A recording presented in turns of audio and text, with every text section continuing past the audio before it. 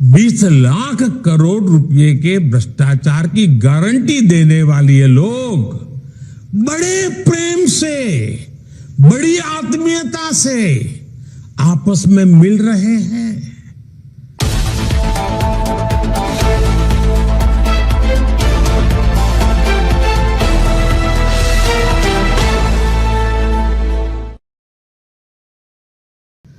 आजादी के 75 वर्षों में हमारा भारत कहीं से कहीं पहुंच सकता था, और ये मैं बहुत जिम्मेवारी से कह रहा हूं, कहीं से कहीं पहुंच सकता था। हम भारतीयों के सामर्थ्य में कभी कोई कमी नहीं रही है, लेकिन सामान्य भारतीय के इस सामर्थ्य के साथ हमेशा भ्रष्टाचारी और परिवारवादी पार्टियों ने अन्याय किया। आज देश के लोग 2024 चुनाव में फिर एक बार हमारी सरकार वापस लाने का मन बना चुके हैं, निर्णय ले चुके हैं। ऐसे में भारत की बदहाली के जिम्मेदार कुछ लोग अपनी दुकान खोलकर बैठ गए हैं। इन्हें देखकर मुझे एक कविता की कुछ पंक्तियां याद आती हैं। एक कवि महाशय ने अवधी में लिखा था, ये अवधी भाषा में लिखी गई कविता है। गायित कुछ है, हाल कुछ है, लेबिल कुछ है, माल कुछ है। 24 के लिए 26 होने वाले राजनीतिक दलों पर यह बड़ा फिट बैठता है।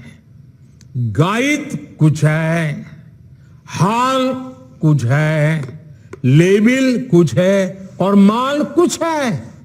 यानी गाना कोई और गाया जा रहा है, जबकि सच्चाई कुछ और है। लेबल किसी और का लगाया गया है, जबकि प्रोडक्ट कुछ और ही है। इनकी दुकान की यही सच्चाई है। इनकी दुकान पर 2 चीजों की गारंटी मिलती है। एक तो ये अपनी दुकान पर जातिवाद का जहर बेचते हैं, और दूसरा ये लोग असीमित भ्रष्टाचार करते हैं। आजकल ये लोग बेंगलुरु में जुटे हैं। एक जमाने में एक गाना बहुत मशहूर था, मुझे तो पूरा याद नहीं है, लेकिन मुझे याद आ रहा है। एक चेहरे पर कई चेहरे लगा लेते हैं लोग। एक चेहरे पर कई चेहरे लगा लेते हैं लोग। आप देखिए ये लोग कितने चेहरे लगाकर बैठे हैं। जब ये लोग कैमरे के सामने एक फ्रेम में आ जाते हैं तो पहला विचार देश के सामने क्या आता है? पहला विचार देश के लोगों के मन में यही आता है, पूरा फ्रेम देख करके देशवासी यही बोल उठता है, लाखों करोड़ों रुपए का भ्रष्टाचार। इसलिए देश की जनता कह रही है कि ये तो कट्टर भ्रष्टाचारी सम्मेलन हो रहा है। कट्टर भ्रष्टाचारी सम्मेलन हो रहा है। ये लोग गा कुछ और रहे हैं, हाल कुछ और है। इन्होंने लेबल कुछ और लगाया हुआ है, माल कुछ और है। इनका प्रोडक्ट है 20 लाख करोड़ रुपए के घोटाले की गारंटी। 20 लाख करोड़ रुपए के घोटाले की गारंटी। साथियों, इस बैठक की एक और खास बात है, अगर कोई करोड़ों के घोटाले में जमानत पर है तो उसे बहुत सम्मान की नजर से देखा जाता है। अगर पूरा का पूरा परिवार ही जमानत पर है तो उसकी और ज्यादा खातिरदारी होती है। अगर किसी दल का कोई वर्तमान मंत्री भ्रष्टाचार के मामले में जेल जाता है तो उसे एक्स्ट्रा नंबर देकर स्पेशल इनवाइटी बुलाकर बुलाया जाता है। अगर कोई किसी समाज का अपमान करता है, अदालत से सजा पाता है तो उसकी बड़ी आवाभगत होती है।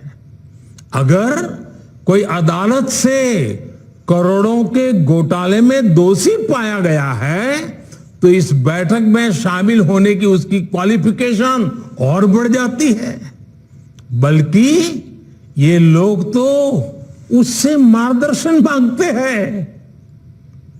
भ्रष्टाचार को लेकर इनमें बड़ी आत्मीयता है, बड़ा प्रेम है। इसलिए 20 लाख करोड़ रुपए के भ्रष्टाचार की गारंटी देने वाले ये लोग बड़े प्रेम से, बड़ी आत्मीयता से आपस में मिल रहे हैं। साथियों, भ्रष्टाचार की इस दुकान में जुटे हुए ये सभी परिवारवाद के कट्टर समर्थक हैं। न खाता न वही, जो परिवार कहे वही सही। लोकतंत्र के लिए कहा जाता है of the people, by the people, for the people. लेकिन इन परिवारवादियों का मंत्र है of the family, by the family, for the family. Family first, nation nothing. इन लोगों का मोटो है, इनकी यही प्रेरणा है। ये लोग देश के लोकतंत्र को, देश के संविधान को अपना बंधक बनाना चाहते हैं। इनके लिए मैं यही कहना चाहूंगा, नफरत है, नफरत है, घोटाले हैं, नफरत है, घोटाले हैं, तुष्टीकरण है, मन काले हैं। नफरत है, घोटाले हैं, तुष्टीकरण है, मन काले हैं। परिवारवाद की आग के दशकों से देश हवाले हैं। साथियों, इनके लिए देश के गरीब के बच्चों का विकास नहीं, बल्कि अपने बच्चों का, अपने भाई भतीजों का विकास मायने रखता है। आजकल आप देखते हैं कि देश में स्टार्टअप बढ़ रहे हैं। हमारे युवा बड़ी संख्या में पेटेंट करा रहे हैं, ट्रेडमार्क रजिस्टर करा रहे हैं। स्पोर्ट्स की दुनिया में मेरे देश के नौजवान छाए हुए हैं, बेटियां कमाल कर रही हैं। ये युवा शक्ति हमारे देश में पहले भी थी, लेकिन इन परिवारवादी पार्टियों ने कभी देश के सामान्य युवा की शक्ति के साथ न्याय नहीं किया।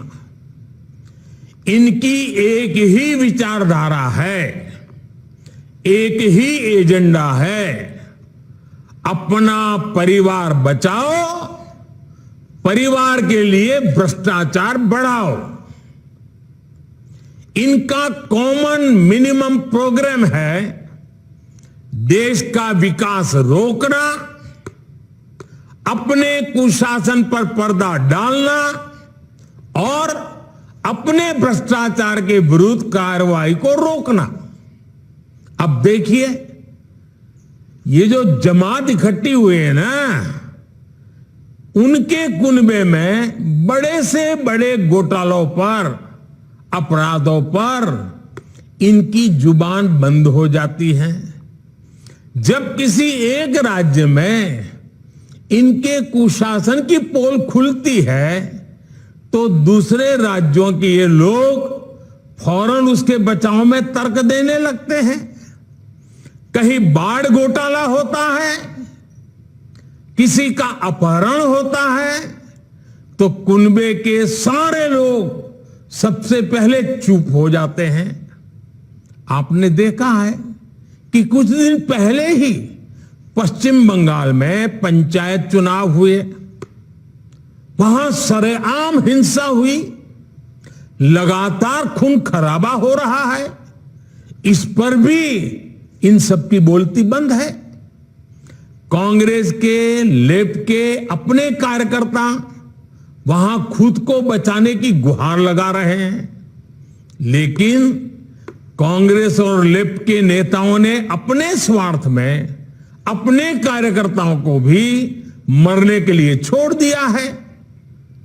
राजस्थान में बेटियों से अत्याचार हो या परीक्षाओं के पेपर लीक हो रहे हो, इन्हें कुछ दिखाई नहीं देता। परिवर्तन की बातें करके जनता से विश्वासघात करने वाले जब करोड़ों का शराब घोटाला करते हैं, तो ये कुनबा फिर उन्हें कवर देने लग जाता है। इनका कट्टर भ्रष्टाचार उन्हें तब दिखाई देना बंद हो जाता है जब देश की कोई एजेंसी इन पर कार्रवाई करती है, तो उनका टैप रिकॉर्डर शुरू हो जाता है। कुछ हुआ ही नहीं, सब साजिश है, हमें फंसाया जा रहा है। आप तमिलनाडु में देखिए, भ्रष्टाचार के घोटाले के अनेक मामले सामने आ रहे हैं, लेकिन इनके कुनबे के सारे दलों ने पहले ही सबको क्लीन चिट दे दी है। इसलिए इन लोगों को पहचाने रहिए साथियों, उनको जान लीजिए।